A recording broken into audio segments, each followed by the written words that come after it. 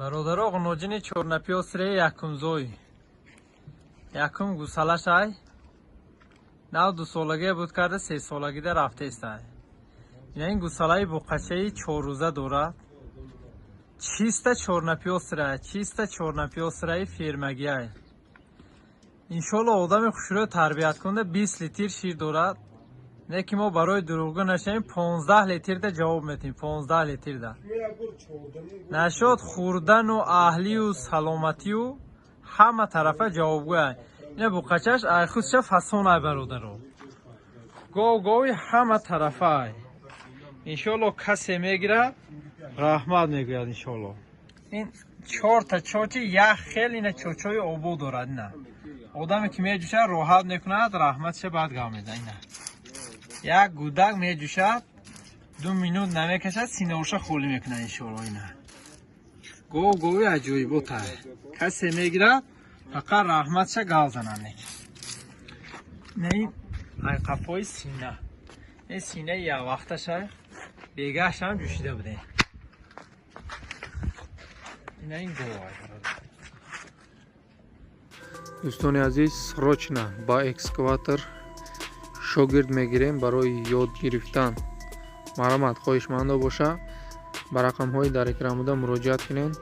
در دوام 10 روز اکسکواتر یاد میتیم هایکدانش پولنی کسیده گوهنامه راسیسکی دارکار باشه مرامت مراجعت کنین. این رکلام بیرونه نیست آدم های باوری برای همه اعلان کرده استم. دوستان عزیز بعد کسیده در شهر مسکو و مسکوسکی اوبلاست رجیستراسیون از باز دانی می برآمدگی 100% گارانتی قطعی دارکار باشه. مرامت 3 نمودی خدمت رسانی داریم مراجعت کنین. همش افیسیال نیست 100%. برادرها غنوجین گالشتین یکم زوی انشالله 20 لیتر شیر میته برادر. 20 تا شیر دارد. غیر گوسالش 15 لیتر جوشیده سیموزر. گوسالای بقچه یک هفته اینه یک هفته شو زایدن شه. گوسالای بقچه فسان داره. اینه چیست گالشتین ای بقچه‌ش هم. این گوه قد و قامتی گوه از جوشیدناش هم نشان میتیم برادرها.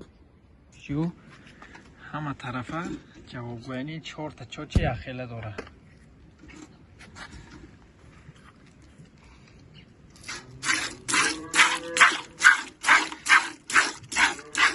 یک گودک میجوشه خیلی آسان میشه. اینه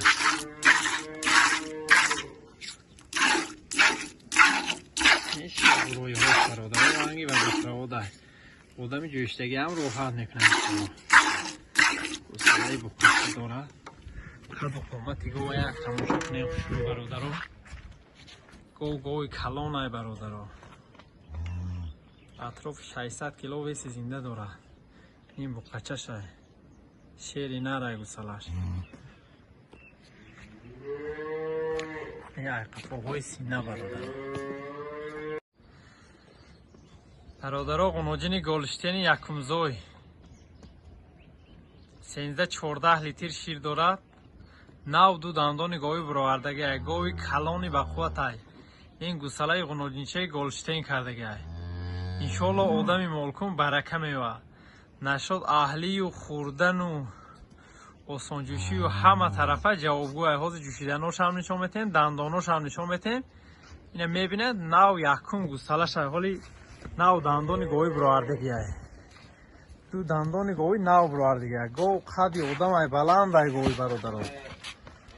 این دندانای گاو ای. حاضر جوشیدناش هم نشان میتین. 4 چاچی یوجبی دارد. عجیبات گاو ای. انشالله آدمی مالکون برکه میوه. گیره گوساله شه. این 4 چاچه برادرها. اینه این سینه اینه غنوجینی گالشته میگه. اینه سینه هاشه. اینه آدمی مالکون اینه برکه میوه. 2 مینوت سینه هاشه خالی میکنه. ایده بالا بغیر از گوسالش فلشیر جوشیده استیم برادرها. نه این سینه هاشه. این ای قفای سینه ای برادرها. این قد و قامتی گاو ای.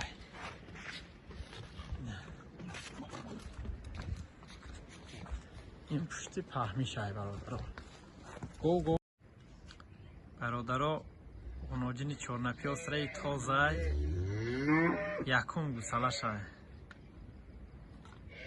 20 لیتر شیر دارد 15 لیتر به غیر از گوساله جوشیده است. گوساله با قچه فسان کرده گیره اهلی و آسانجوشی و خوردن به همه طرف جوابگوه محبوسی ششلو انشاءالله آدای مالکم برکه میبود شروع تربیه میکنه 20 لیتر شیر بی غیر از گوساله میشه می قپی میجوشی سینه ها رنگی وده پراوده این سینه یه وقتش برادر آدمی مالکم انشاءالله شروع برکه میبود این سینه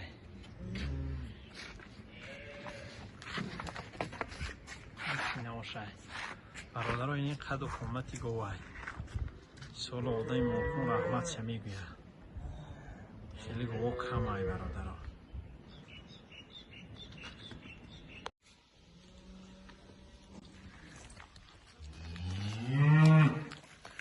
برادر گوه چورنپی استره سیوینزوی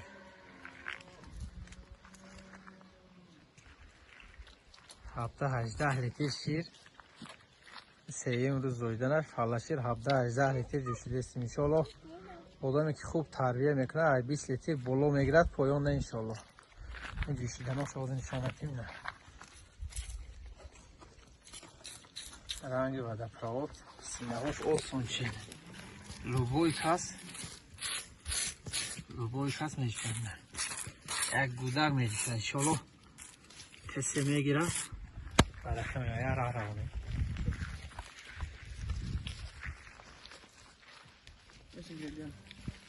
خیلی گوساله 3-4 وقت هم محکم حتی پوش کرده هم انشالله 15 لیتر بالا میشد پایان نه انشالله آدم مالکم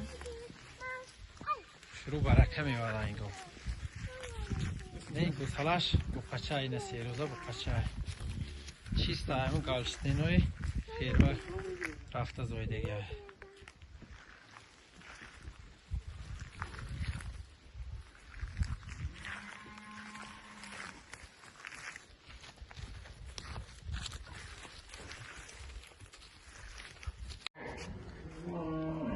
برادرها یکم زوی نو زویدگر گوساله غنودینچه کرده چیسته چورنکی اسرای فیرمگی فیروز شد زویدن شه 10 لیتر بالا فلاشیر جوشیده استیم مسئله خوردن و اهلی و سلامتی و همه طرفه جوابگوه اهلی و سانجوش یک گودک میشنه میجوشه شنگه چوچوی فسان دارد سینه یا وقته شای برادر این سینه